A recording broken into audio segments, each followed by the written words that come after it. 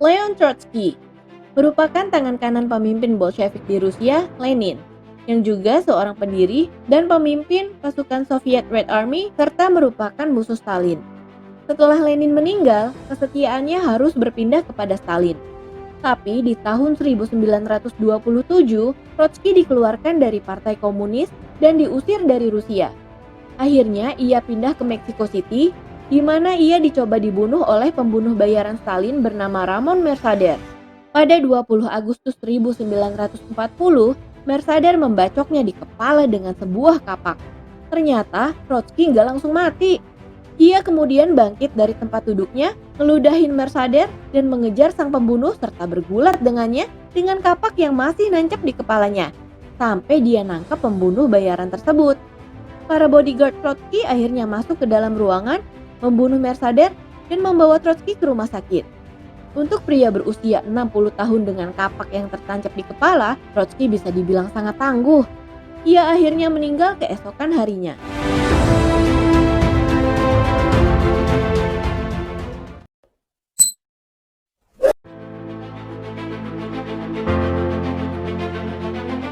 Pablo Escobar.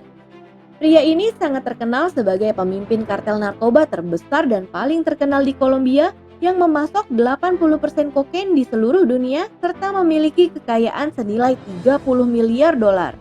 Escobar termasuk orang yang punya banyak musuh gara-gara sering merencanakan pembunuhan para polisi dan hakim.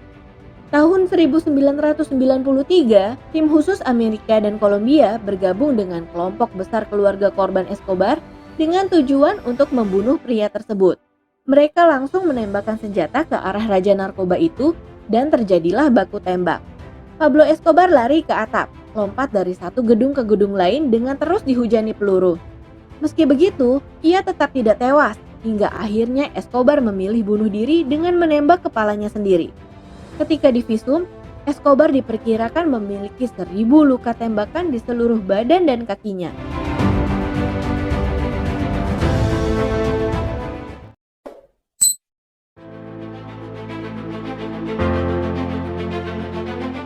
Gabriel Garcia Moreno adalah seorang presiden Ekuador pada abad ke-19. Ia sangat dibenci oleh kelompok liberal karena ia adalah seorang diktator militer. Ia juga seorang Katolik yang taat yang menyatakan bahwa agama resmi negara adalah Katolik dan mengharuskan siapapun yang ingin mencari jabatan politik haruslah seorang Katolik. Hal tersebut pastinya menjadi kontroversi dan ditentang oleh masyarakatnya sendiri. Gak lama setelah dia jadi presiden, ada pihak yang berusaha untuk membunuhnya. Kejadiannya terjadi saat Gabriel berjalan keluar dari gerejanya di Quito. Ia diserang oleh sekelompok orang dengan mengayunkan kapak ke leher dan kepalanya. Mereka juga memotong lengan kiri dan tangan kanannya.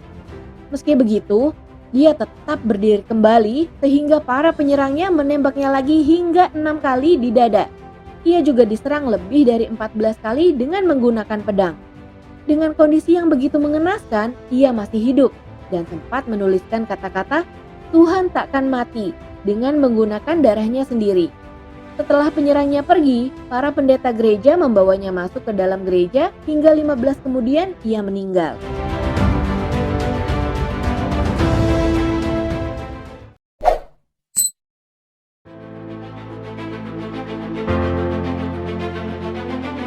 Josip Tito adalah presiden Yugoslavia yang menjadi target pembunuhan oleh Stalin, tapi selalu saja gagal setelah 22 kali percobaan pembunuhan.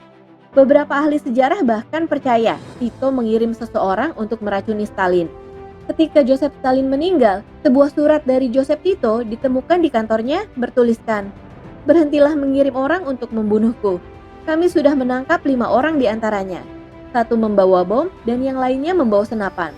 Kalau kau tidak berhenti mengirim pembunuh, aku akan mengirimkan satu ke Moskow dan aku tidak akan perlu mengirimnya yang lain lagi."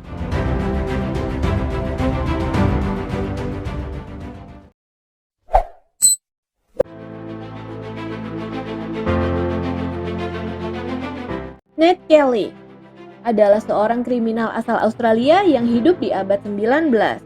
Dia bertanggung jawab atas perampokan 2 bank besar dan pembunuhan 3 orang polisi. Hebatnya, Dia membunuh 3 orang polisi tersebut demi melarikan diri dari tangkapan polisi bahwa dia telah membunuh.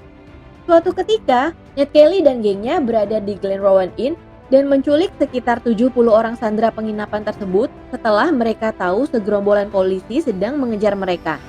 Para kriminal tersebut lalu memakai baju zirah ciptaan mereka. Kelly keluar dari Glenrowan Inn, menembaki polisi yang menembak ke arahnya. Peluru polisi tersebut terpantulkan oleh baju zirah milik Kelly, namun pahanya yang tidak terlindungi menjadi titik lemahnya. Ia akhirnya menyerah karena terlalu banyak luka di kakinya. Seluruh anggota gengnya meninggal, tapi Kelly masih hidup dan dibawa ke pengadilan. Dia dihukum mati dan sebelum meninggalkan pengadilan, ia berbicara kepada hakimnya, yang juga merupakan kalimat terakhirnya. Aku akan bertemu Anda ketika Anda ikut. Percaya atau enggak, 2 minggu kemudian, hakim yang memberikan hukuman mati kepada Kelly meninggal karena serangan jantung.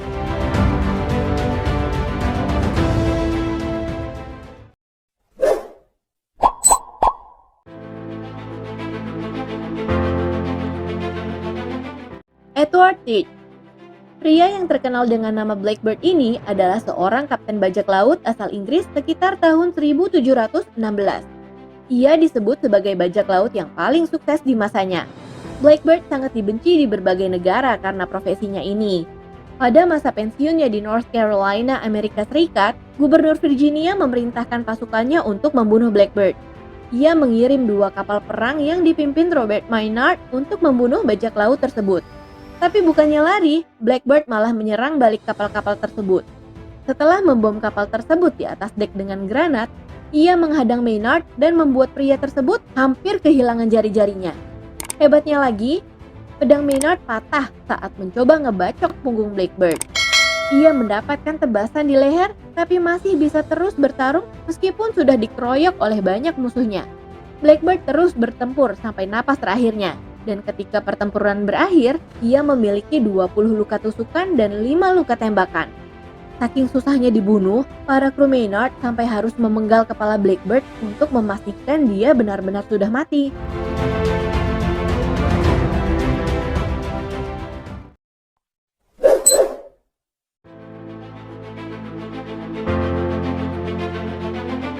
Jim Bowie dianggap sebagai pahlawan lokal di Amerika, di mana dia terkenal sebagai pria yang sangat tangguh sampai-sampai ada pisau yang dinamai dengan pisau Bowie. Pertarungannya yang paling fenomenal terjadi pada tahun 1827 saat ia melakukan duel dengan 2 orang pria lainnya. Saat duel, Bowie tidak sengaja tertembak di pinggang. Ia kemudian langsung mengambil pisaunya dan menyerang pria tersebut.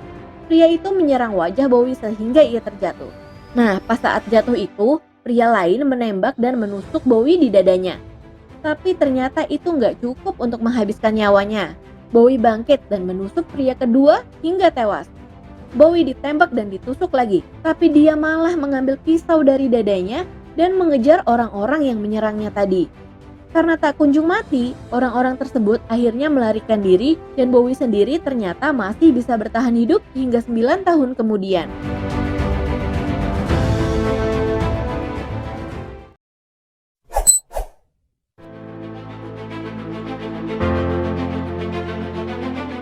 Ferdinand Magellan. Ferdinand Magellan adalah seorang penjelajah Portugis dan merupakan orang pertama yang berhasil mengelilingi dunia, sekaligus orang Eropa pertama yang menginjakan kakinya di Filipina. Ferdinand kemudian membuat perjanjian dengan 2 raja Filipina bahwa ia akan membunuh Lapu-Lapu, musuh dari 2 raja tersebut. Saat menginjakan kaki di Pulau Mactan milik Lapu-Lapu, ternyata pasukan musuh sudah bersiap di sana untuk menyerang. Magellan kemudian ditembak dengan peluru beracun, tapi masih tetap hidup. Wajahnya juga ditusuk dengan tombak bambu, tangan dan kakinya ditebas dengan pedang, dan terus dipukuli hingga terjembab ke tanah. Tapi dia belum meninggal. Ia berteriak pada anak buahnya untuk kembali ke kapal dan kabur. Setelah melihat semua anak buahnya kabur ke kapal dan pergi, barulah ia mati.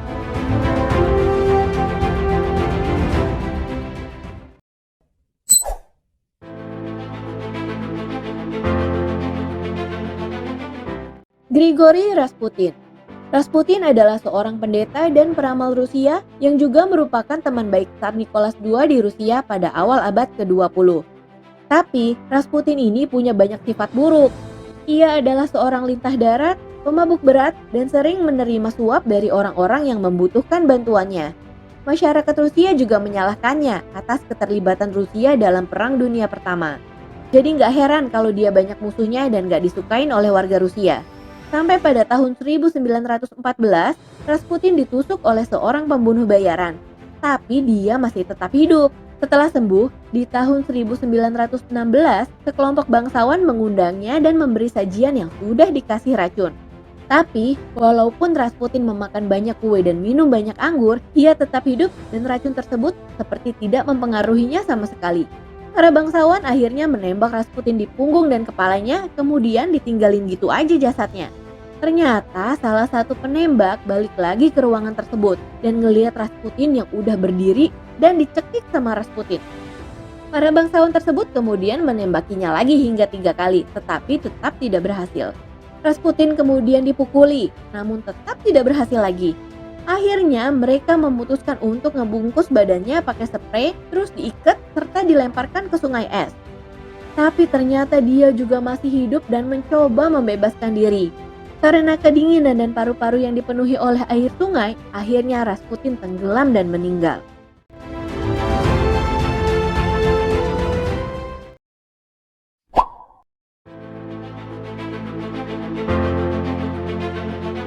Kalau versi kearifan lokalnya, si Pitung kali ya, pahlawan legendaris asli Jakarta yang disebut-sebut sebagai Robin Hood-nya tanah Betawi.